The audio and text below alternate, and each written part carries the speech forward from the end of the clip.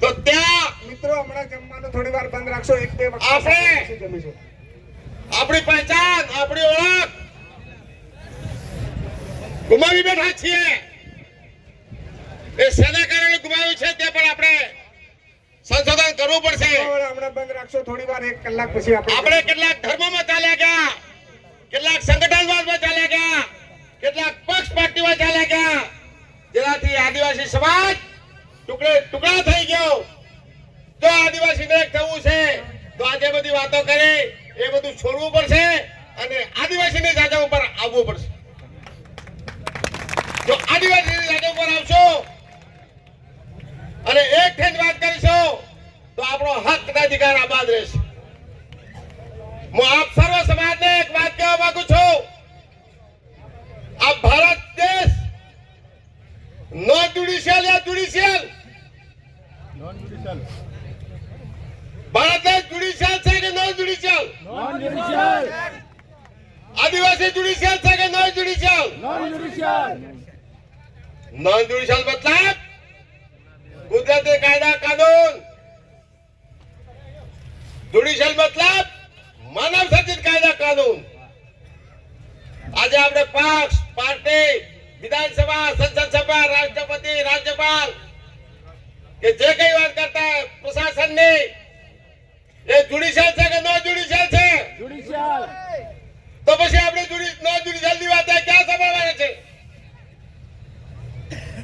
આપણે non judicial માં વ્યવસ્થા કરવી પડશે કે ના કરવી પડે? તો કોણ કરે? કે પછી મત લઈને દેવા કરે? મિત્રો આપણે ક્યાં ફોન વાગી જાય, ક્યાં ખોવાઈ જાય તે આપણે હોવું પડે. આપણી વ્યવસ્થા આપણે ઊભી કરવી પડશે. જો નોન જ્યુડિશિયલ, નો કાયદો, સ્થાનિક કાયદો ચાલતો હોય, આઈપીસી સીઆરપીસી લાગુ નહીં થતી. આઈપીસી 1860, સીઆરપીસી 1973 જોઈ લેવું.